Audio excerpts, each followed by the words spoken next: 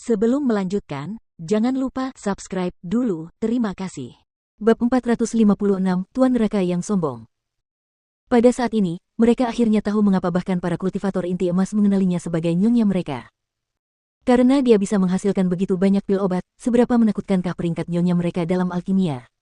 Mungkin banyak alkemis yang tidak bisa dibandingkan dengannya.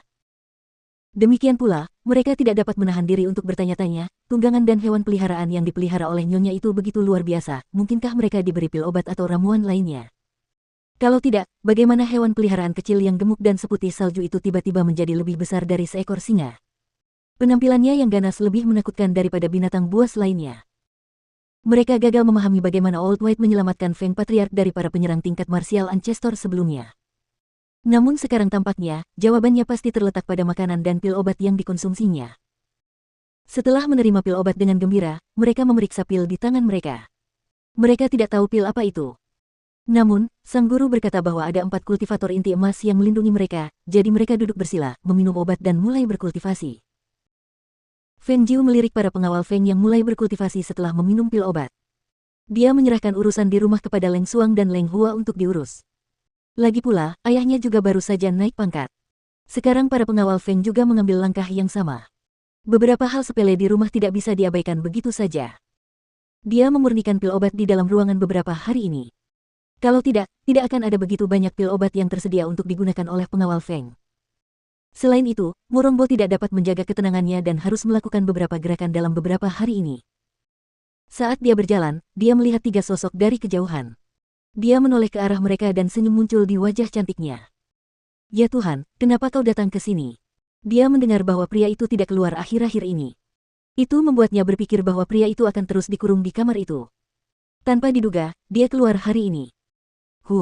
Sebenarnya, dia ingin menyuruhnya tinggal di dalam halaman selama beberapa hari lagi.